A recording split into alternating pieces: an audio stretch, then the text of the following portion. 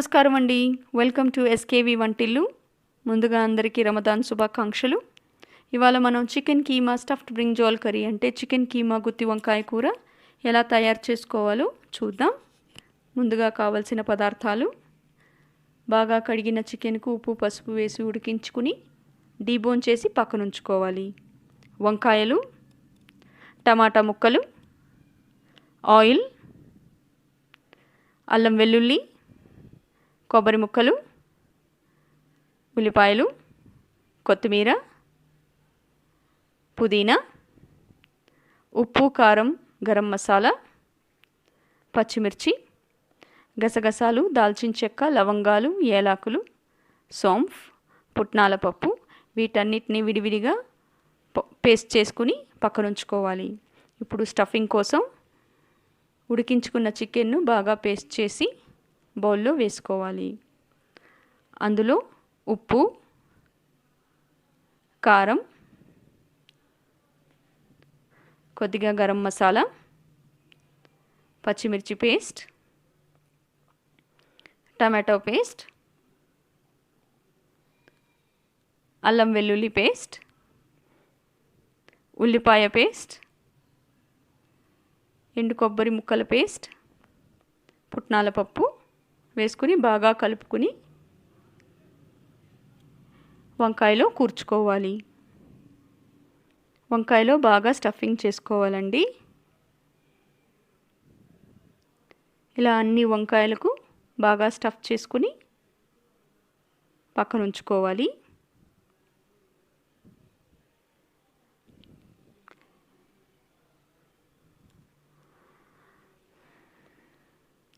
ఇప్పుడు కడాయిలో నూనె పోసి బాగా కాగనివ్వాలి. ఈ కూరకు మాత్రం నూనె కాస్త ఎక్కువ పడుతుందండి. కాగిన నూనెలో వంకాయలు వేసి వేయించుకోవాలి. కొద్ది కొద్దిగా వంకాయలను బాగా వేయించుకుని పక్కన ఉంచుకోవాలి. ఇలా 4 వైపులు వేయించుకోవాలి. మిశ్రమం బయటకు వచ్చినా పర్లేదండి, ఎందుకంటే అదే నూనెలో కూర చేయబోతున్నాం. So it's okay, no problem.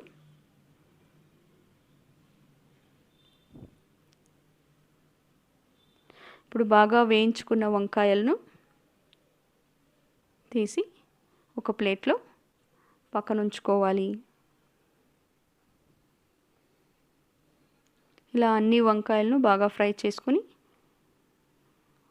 ఒక ప్లేట్లో పక్కన పెట్టుకోవాలి. ఇప్పుడు అదే నూనెలో మిగిలిన ఉల్లిపాయ ముక్కలు వేసి పచ్చి వాసన పోయేంత వరకు వేయించుకోవాలి. అందులోని పచ్చిమిర్చి, ఇప్పుడు స్టఫింగ్కి వేసి మిగిలిన పేస్ట్లు మొత్తం అంటే ఇది అల్లం వెల్లుల్లి పేస్ట్ వేసి కలుపుకోవాలి. ఉల్లిపాయ పేస్ట్,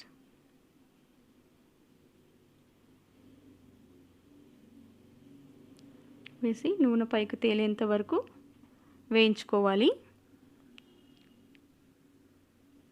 ఇప్పుడు టమాటా ముక్కలు,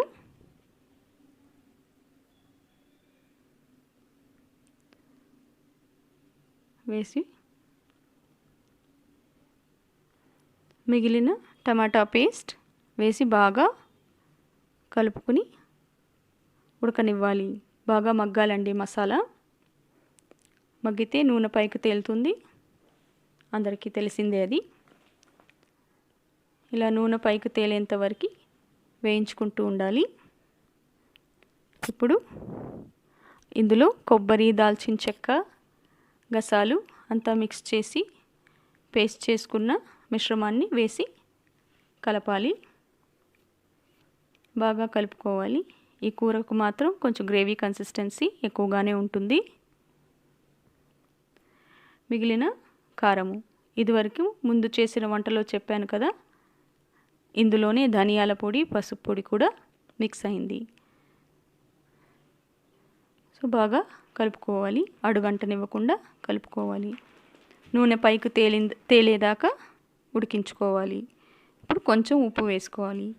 ఇదివరకే చికెన్లో ప్లస్ స్టఫింగ్లో మనం ఉప్పు వేసుకున్నాం కనుక దీన్ని మీరు చూసి వేసుకోండి.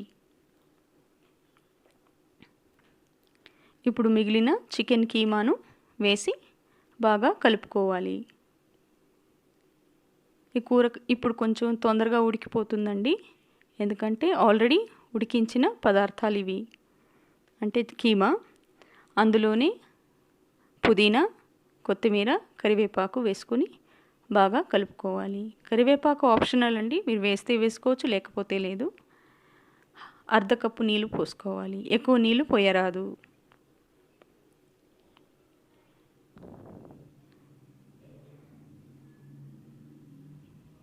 ఈ గ్రేవీ బాగా అడుగంటకుండా ఉడికించుకోవాలి.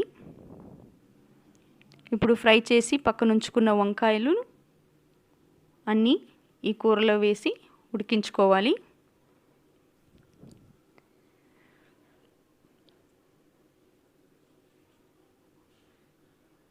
ఒక్కొక్కటిగా వేసుకోవాలి. నిదానంగా కలుపుకోవాలండి ఇప్పుడు. ఎందుకంటే వంకాయ కట్ అయ్యే ప్రమాదం ఉంది. గుత్తి వంకాయ కూర అంటే అలాగే వంకాయ కంప్లీట్గా ఉండాలి కనుక మెల్లగా కలుపుకోండి. ఇప్పుడు మూత పెట్టేయండి. నూనె పైకి తేలేంత వరకు సిమ్లో పెట్టి ఉడికించుకోవాలి. నూనె పైకి తేలింది, అంతేనండి, కర్రీ రెడీ అయిపోయింది. ఇప్పుడు దీన్ని డిష్ అవుట్ చేసుకోవాలి. ఈ కూరలో కాస్త కొత్తిమీర వేసి గార్నిష్ చేసుకోవాలి, అంటే అది లాస్ట్లో.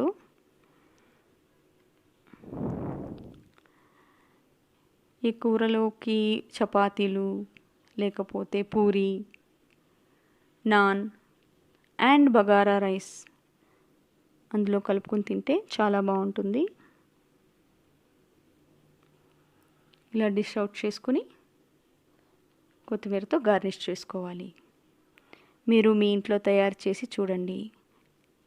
నచ్చితే లైక్ చేయండి, సబ్స్క్రైబ్ చేయండి, షేర్ చేయండి. Thank you.